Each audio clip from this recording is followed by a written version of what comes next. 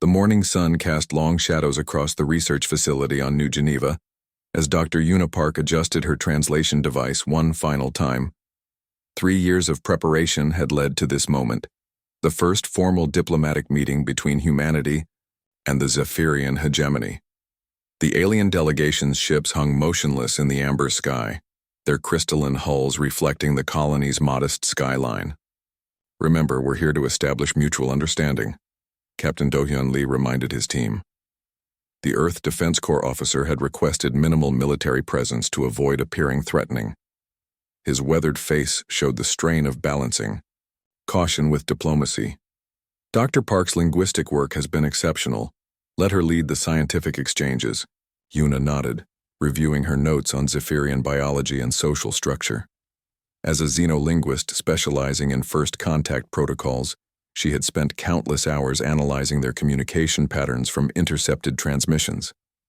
The Zephyrians appeared to value direct discourse and technological exchange, or so humanity hoped.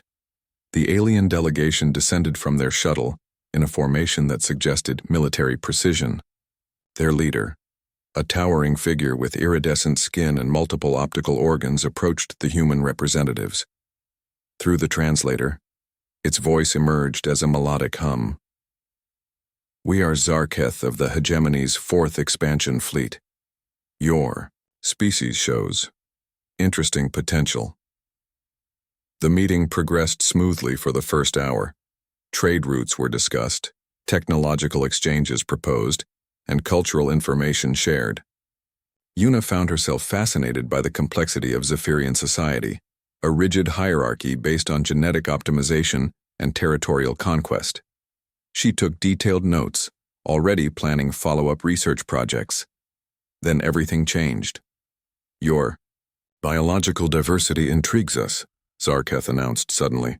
"We require specimens for our enhancement programs. The female scientist will accompany us." Captain Lee stepped forward, his hand instinctively moving toward his sidearm. "That's not part of our agreement. Dr. Park is not available for any kind." As the air shimmered and 3 more Zephyrians materialized behind the human delegation, Una felt a strange tingling sensation as an energy field enveloped her. Her legs grew heavy, her vision blurred. "Your objections are noted but irrelevant," Zarketh continued conversationally. "The hegemony has studied 17 primitive species. None have successfully resisted specimen acquisition. Your weapons are crude, your defenses minimal." Do-hyun drew his plasma pistol, but the energy weapon's discharge simply dissipated against a shimmering barrier surrounding the aliens. "Stand down immediately. This is an act of war." "War?" The Zephyrian's optical organs focused on the captain with what might have been amusement. "Your entire species controls barely 4 star systems. The hegemony spans 43 worlds and 7 species. You cannot wage war against us any more than an insect can challenge a star." Una struggled against the paralysis field, her scientific mind still analyzing even as panic set in. The energy signatures, the technology, it was centuries ahead of human capabilities. But something nagged at her, a pattern in their behavior that seemed almost familiar. "Dr. Park," Do-hyun's voice echoed strangely as she was lifted toward the alien shuttle. "Hold on, we'll find you." As the transport beam carried her upward, Una caught sight of the human delegation below. Lieutenant Minho Choi was already activating his emergency beacon. Communications Officer Ji-hee Kim spoke rapidly into her transmitter. They looked so small, so helpless against the alien technology. The shuttle's interior was a marvel of bio-organic engineering, with walls that pulsed like living tissue and controls that responded to thought as much as touch. Una was placed in a containment field that allowed movement but prevented escape. Through the transparent aluminum viewport, she watched New Geneva shrink below. Curious, Zarketh observed, studying her with several optical organs simultaneously. Most species exhibit terror or submission at this stage. You continue to observe and analyze. "It's what scientists do," Una replied, proud that her voice remained steady. "We learn. Indeed, you will have ample opportunity to learn in our research facilities. Your species' adaptability shows promise for our genetic enhancement projects. Previous subjects from your frontier colonies have provided valuable data. The words hit Yuna like a physical blow. Previous subjects, you've done this before? 47 specimens across 16 collection missions over the past 4 standard years. Your colonies are scattered, your communication networks primitive. Most disappearances have been attributed to equipment failures or natural disasters. As the shuttle docked with the massive Zephyrian flagship, Yuna's scientific training warred with growing horror. 47 people, 47 human beings taken for experimentation. The implications were staggering. The ship's interior was a maze of organic corridors and bioluminescent panels. Zephyrian crew members moved with fluid efficiency, their roles apparently determined by subtle physical differences. Yuna noted everything: hierarchy markers, technology interfaces, security protocols. If she was going to survive, she needed to understand her captors. Her containment cell was surprisingly comfortable, with what passed for amenities by alien standards. A nutrition dispenser, a waste recycling unit, and a sleep platform that adjusted to her biological rhythms. Through the cell's transparent wall, she could see other containment units, empty now but showing signs of recent occupancy. As the flagship departed New Geneva's orbit, Yuna activated the hidden data recorder implanted in her dental work, standard equipment for deep space explorers. If humanity was going to mount any kind of response, they would need intelligence. And despite the Zephyrians' casual dismissal of human capabilities, Yuna had noticed something that gave her hope. For all their technological superiority, the aliens had made one crucial mistake. They had underestimated what 47 missing humans meant to a species that had clawed its way from a single world to the stars through sheer determination and stubborn refusal to accept defeat. As the stars wheeled past her cell's viewport, Dr. Yuna Park began to plan. 3 days after Dr. Park's abduction, Admiral Sujin Kang stood before the emergency session of Earth Command's Strategic Council. The holographic displays surrounding the conference room painted a grim picture. 47 confirmed disappearances across humanity's frontier colonies, all following the same pattern. "The evidence is conclusive," reported Intelligence Director Taehyun Nam, his normally composed demeanor cracked by exhaustion. "Cross-referencing Captain Lee's report with our deep space monitoring data confirms systematic abductions spanning 4 years. The Zephyrians have been hunting us." Admiral Kang studied the data streams flowing across her neural interface. Each missing person represented a family destroyed, a community diminished. Dr. Jisoo Han from the mining colony on Kepler 442c, Engineer Sunwoo Park from the research station orbiting Proxima Centauri. The list went on, each name a testament to humanity's failure to protect its own. "What do we know about their research facilities?" Admiral Kang asked. "Limited intelligence from deep space reconnaissance drones," replied Commander Hyejin Song from the Intelligence Division. "We've identified 3 primary research installations within Zephyrian space. Biosignatures suggest active experimentation on multiple species."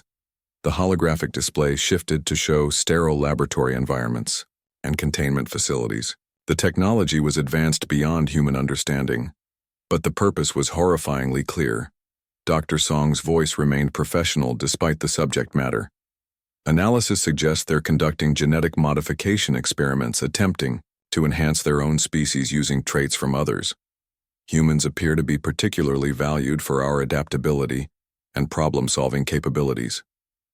Meanwhile, aboard the Zephyrian research vessel Genome Harvest, Dr. Yuna Park had been awake for 36 hours straight. The hidden recorder in her dental work had captured everything: guard rotations, facility layouts, and most importantly, the location of other human prisoners. Her cell's transparent wall had become a window into horror. Through careful observation, she had documented the Zephyrians' research methodology: blood samples, neural mapping, tissue analysis, all conducted with clinical detachment on sentient beings who screamed in languages the aliens didn't bother to understand. But Yuna had also discovered something the Zephyrians hadn't expected. Their previous human subjects had been busy. During her first supervised visit to the laboratory complex, She noticed scratch marks on containment unit walls. Not random scratches, but carefully coded messages using a modified version of Morse code that only humans would recognize.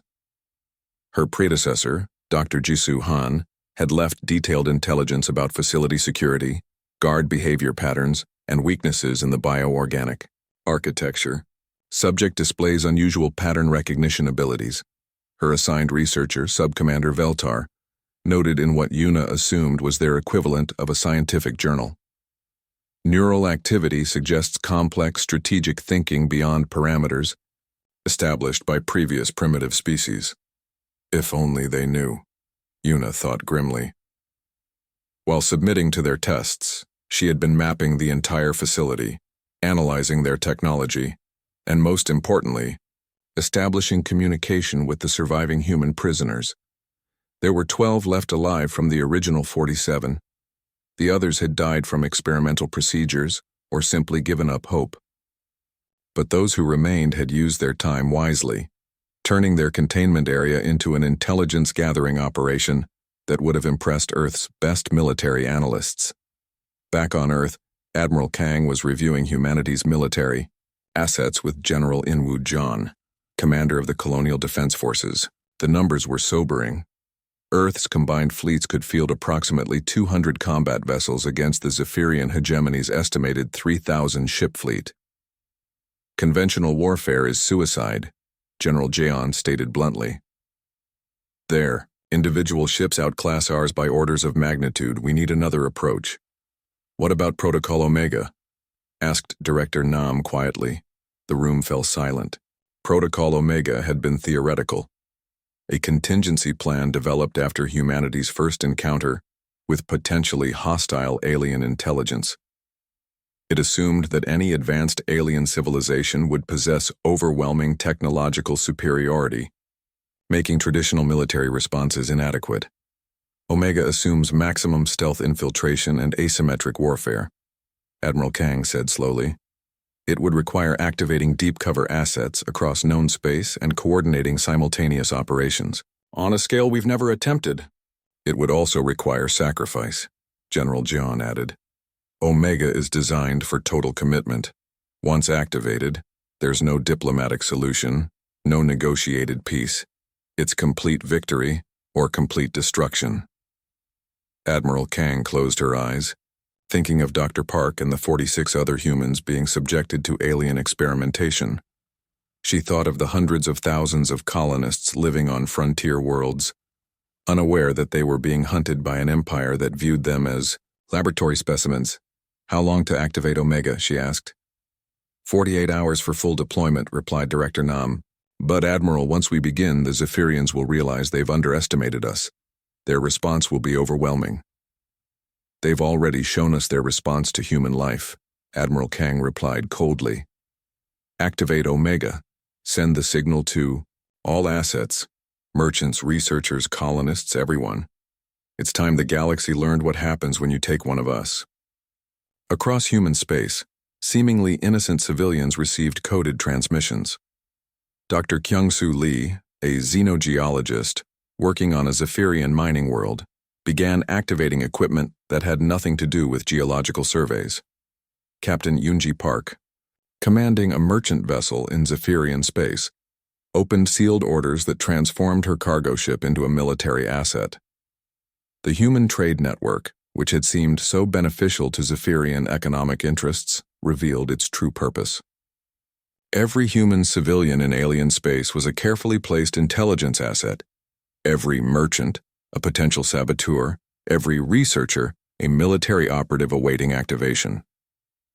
On the research vessel, Dr. Yuna Park felt the subtle vibration through the ship's bioorganic hull as it dropped out of hyperspace. Through her cell's viewport, she could see a massive space station, clearly a major research facility.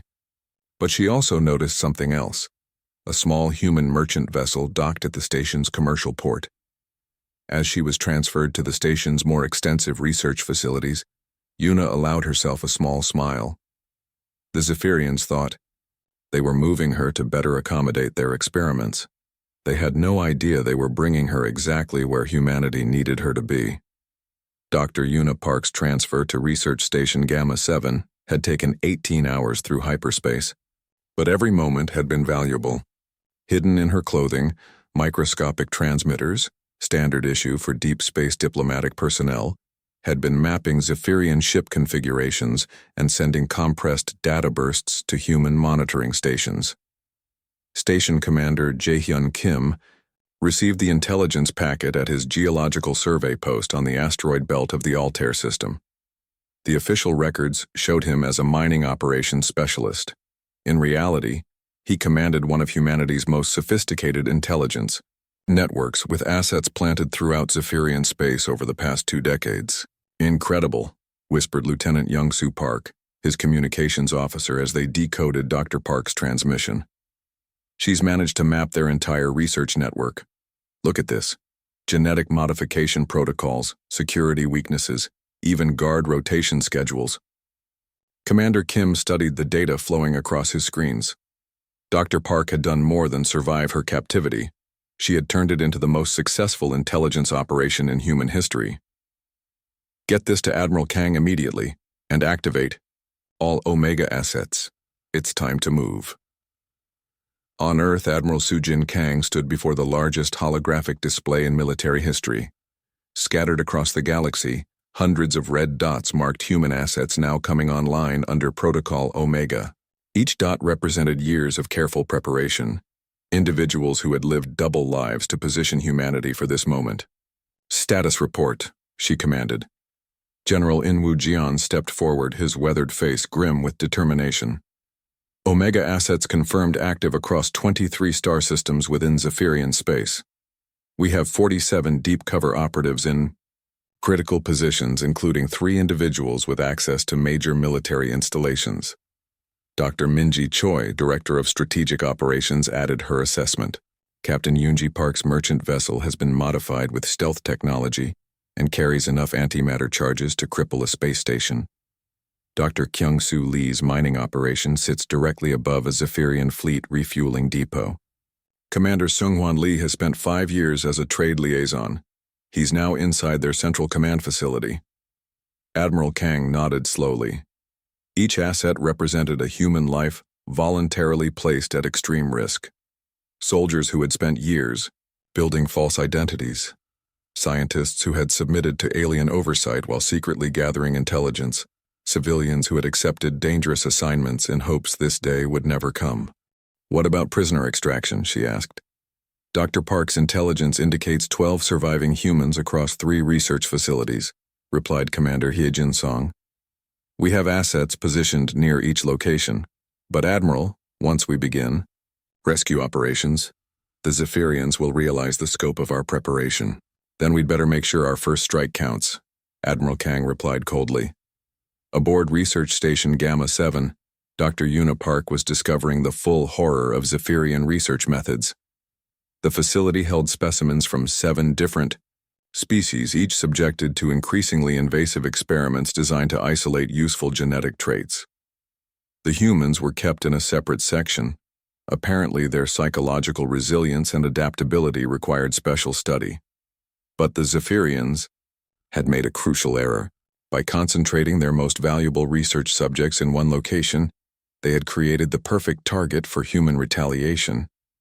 Yuna's cell neighbor was Dr. Jisoo Han, the xenobiologist who had been captured from the Kepler 442c mining colony 8 months earlier. Despite the harsh conditions, she had maintained detailed observations of their captors' behavior and technology. "They're preparing for something big," Jisoo whispered during their brief interaction in the exercise facility. "Increased security, additional research staff arriving daily." Sub-Commander Veltar mentioned expanding their specimen collection to include entire human settlements. The implications were terrifying. The Zephyrians weren't content with individual abductions. They were planning wholesale harvesting of human colonies. Una felt cold determination settle in her chest. Whatever humanity was planning, it needed to happen soon. Meanwhile, across Zephyrian space, human assets were moving into final position. On the industrial world of Kepler 438b, mining engineer Jae-hoon Park had spent 3 years cataloging the Zephyrian Empire's resource production facilities. His real identity as a demolitions expert in Earth's Special Forces remained perfectly hidden. Structural analysis complete, he reported to his handler through encrypted quantum channels. Critical support points identified.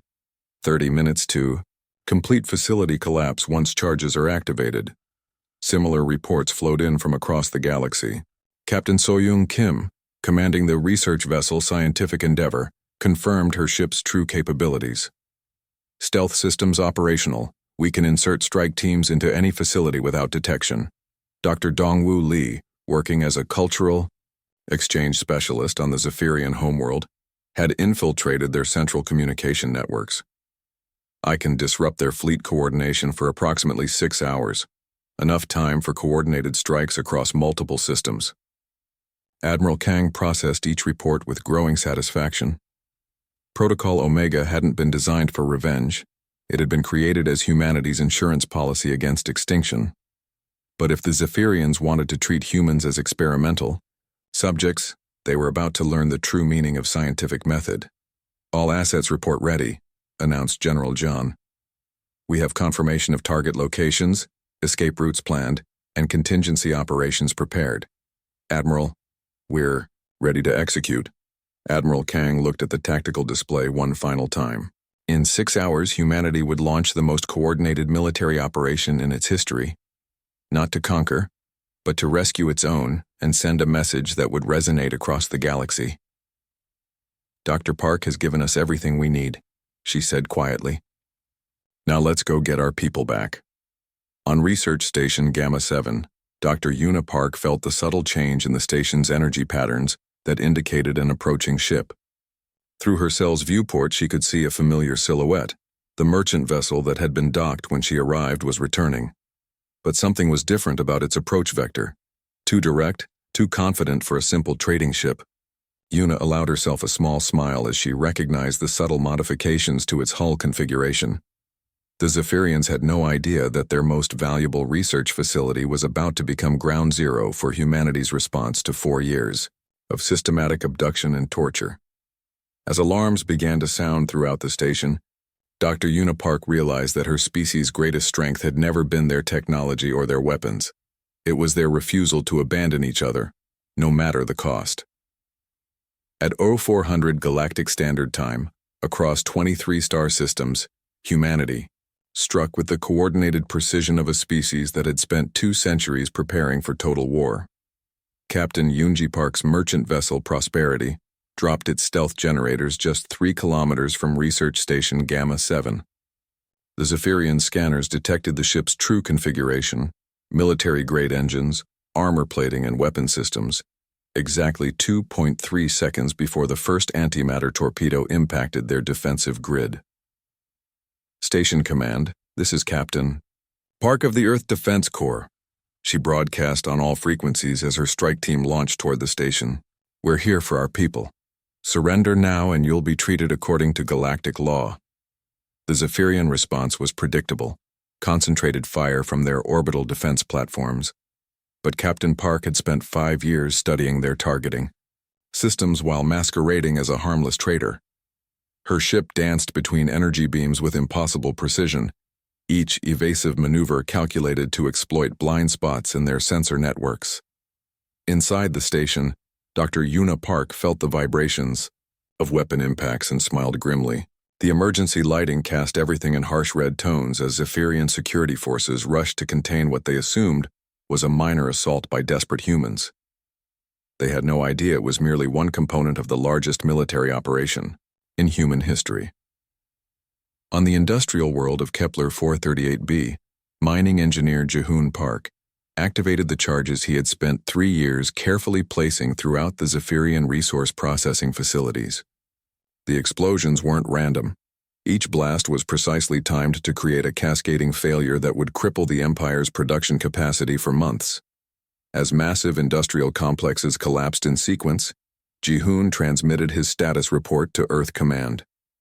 Phoenix 7 to Control. Primary objectives achieved. Zephyrian manufacturing capability reduced by 67% in this sector. Similar reports flooded communication channels as human assets across the galaxy executed their missions, with devastating effectiveness. Commander Seung-Hwan Lee, working inside Zephyrian Central Command, had introduced a virus into their fleet coordination systems that would prevent effective response for crucial hours. Their admirals are receiving contradictory orders, he reported while apparently filing routine trade reports. Estimated fleet response time increased from 2 hours to 8 hours minimum. But the most crucial operation was taking place at Research Station Gamma 7, where 12 human prisoners awaited rescue. Captain Park's strike team, led by Major Hee-jin Kim, had breached the station's bioorganic hull using cutting tools, specifically designed to counter Zephyrian technology. Dr. Yuna Park heard the familiar sound of human voices in the corridor outside her cell, not the melodic hums of her captors, but the sharp, efficient communications of military professionals under fire. Package 1 located, Major Kim reported as her team reached the human detention section. 12 survivors confirmed, beginning extraction. The Zephyrian guards had activated emergency protocols, sealing the detention area with biomechanical barriers that adapted to conventional weapons. But Major Kim's team carried equipment based on intelligence gathered by Dr. Park herself, sonic disruptors tuned to the exact frequency that disrupted Zephyrian bioorganic technology. Step back. From the walls, Dr. Park called to her fellow prisoners as the rescue team prepared their equipment. The barriers dissolved under precisely calibrated sound waves, freeing humans who had endured months of captivity and experimentation. As the freed prisoners were evacuated, Dr. Yuna Park made a decision that would define humanity's response to the Zephyrian threat. Instead of joining the evacuation, she headed deeper into the research station. Dr. Park, we need to leave now, Major Kim insisted. Not yet, Yuna replied, downloading data from the station's research computers. They have intelligence on 17 other species they've experimented on, genetic databases, behavioral analysis, technological assessments, everything they need to expand their specimen collection operations. The data she retrieved would prove crucial to humanity's broader strategy. The Zephyrians hadn't just been hunting humans. They had been systematically abducting members of primitive species across the galaxy, building a database of biological resources for their empire's expansion. As Captain Park's ship departed with the rescued prisoners, explosions began rippling through Research Station Gamma 7. But these weren't random acts of destruction. They were carefully planned demolitions that would destroy the research data while leaving the station's infrastructure intact. We're not conquerors, Admiral Sujin Kang had instructed her field commanders. We're liberators. Destroy their ability to harm others, but don't become the monsters they are. Across Zephyrian space, the pattern repeated. Human assets struck, with surgical precision, crippling military installations, destroying research facilities and liberating prisoners from multiple species. But they avoided civilian targets and minimized collateral damage with an efficiency that shocked their alien adversaries. On the Zephyrian homeworld, Dr. Dongwoo Lee's sabotage of their communication networks had created chaos among their military leadership. Admirals screamed contradictory orders at subordinates who couldn't establish contact with their fleets. The Empire's vaunted coordination dissolved into confusion and panic. How is this possible? Demanded Supreme Commander Zarketh, the same alien who had dismissed human capabilities during Dr. Park's abduction. They're a primitive species with minimal technology. But intercepted human communications revealed the terrifying truth. The primitive species had spent decades infiltrating Zephyrian society, studying their technology, mapping their infrastructure, and positioning assets for exactly this type of coordinated response. As reports flowed in from across the Empire, the scope of human preparation became clear. Every trade route, every research facility, every military installation had been observed, analyzed, and prepared for destruction by humans who had lived double lives for years. Sir, reported intelligence analyst Velmore, his optical organs flickering with disbelief. The humans appear to have planted assets in 93% of our strategic facilities.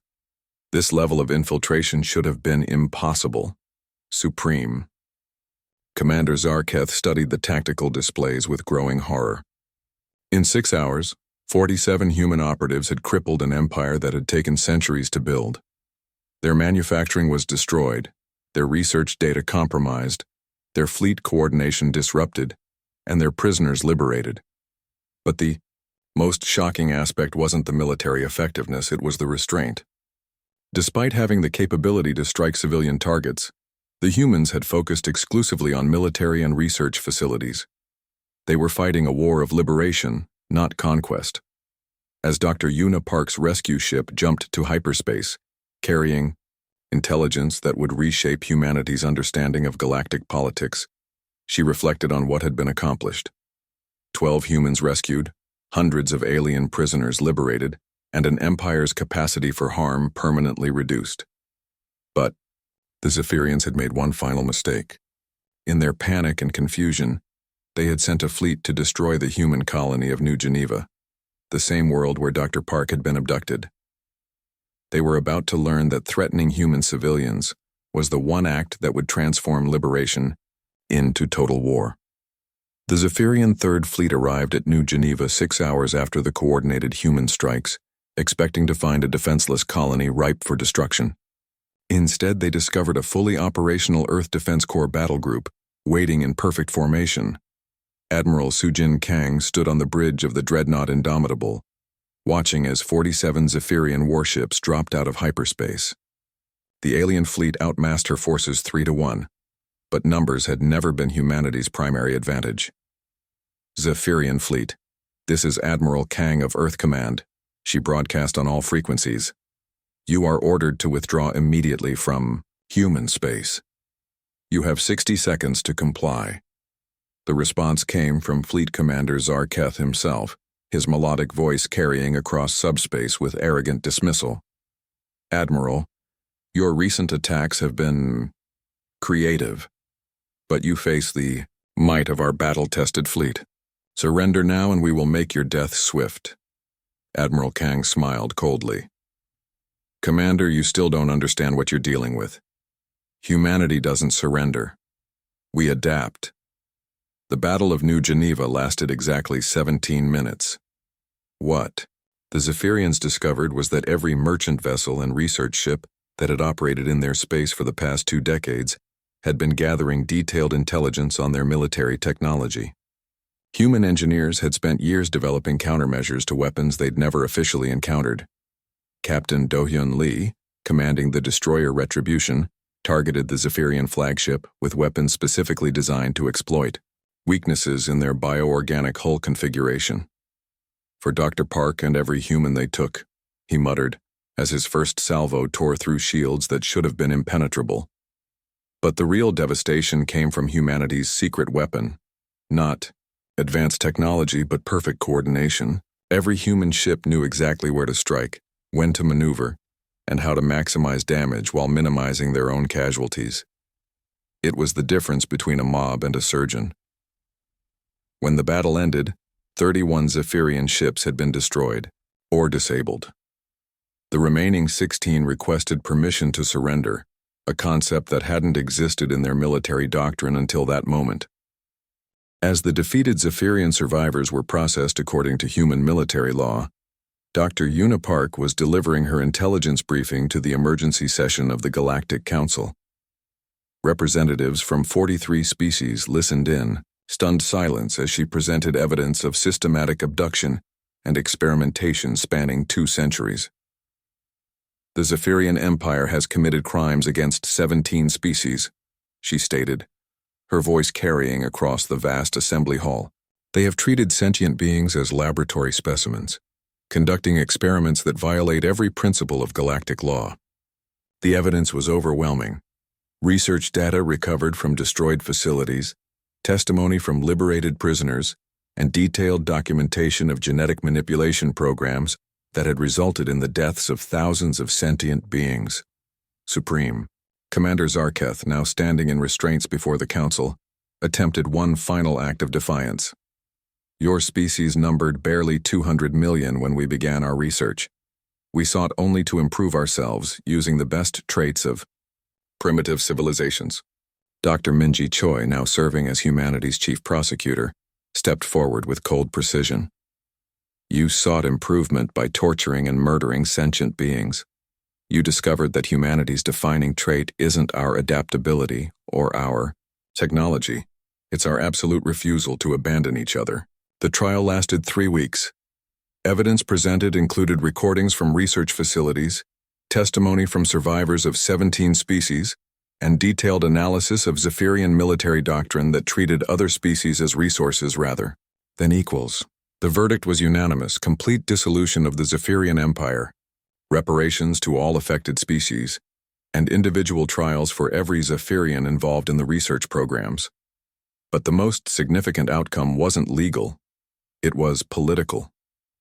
Humanity's coordinated response had demonstrated capabilities that forced every galactic civilization to reassess their assumptions about the primitive species from Sol. We didn't seek this conflict, Admiral Kang addressed the Council during the closing session. We wanted peaceful coexistence and mutual benefit through trade and cultural exchange. But when the Zephyrians chose to treat our people as experimental subjects, they learned something crucial about humanity. She paused, her gaze sweeping across representatives of dozens of species who had suddenly realized that the backward humans had been quietly infiltrating and analyzing their civilizations.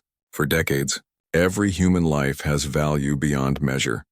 We will cross the galaxy, infiltrate any empire, and fight any enemy to protect our own, not because we seek conquest, but because we understand that a civilization's true strength is measured by how it treats its most vulnerable members. 6 months later, Dr. Una Park stood in her new laboratory on Earth, analyzing genetic samples from 17 species liberated from Zephyrian research facilities. Her work would help heal the damage done by decades of illegal experimentation, but more importantly, it would serve as the foundation for the Galactic Medical Ethics Protocol, humanity's first major contribution to interstellar law. The former Zephyrian worlds had been redistributed among the species they had oppressed, with human administrators helping establish new governments based on principles of individual rights and democratic representation. It was a massive undertaking that would take decades to complete. Commander Jae-hyun Kim, no longer disguised as a mining specialist, was leading the effort to establish the Galactic Intelligence Monitoring Network, a system designed to detect and prevent future atrocities against any species. His experience coordinating human deep cover assets had proven invaluable in creating oversight mechanisms that could function across multiple civilizations. Captain Yoonji Park had been promoted to admiral and placed in command of the new Galactic Rescue Fleet, a joint task force dedicated to liberating prisoners and protecting vulnerable species from exploitation. Her merchant vessel masquerade had ended, but her commitment to protecting others continued. As Dr. Park reviewed the latest reports from across former Zephyrian space, she reflected on the cost of their victory. 47 humans had died in captivity, their sacrifice leading to the liberation of thousands of beings from 17 species. It was a trade-off that haunted her dreams, but one that had prevented far greater atrocities. The galaxy had learned a crucial lesson about humanity. They were not conquerors seeking to impose their will on others, but protectors willing to sacrifice everything to defend those who couldn't defend themselves. And in the depths of space, on colony worlds and research stations across hundreds of star systems, humans continued their quiet work of exploration, diplomacy, and scientific advancement. But now every alien species that encountered them understood the true meaning of the phrase that had become humanity's unofficial motto. You took one of us, so we took your entire empire.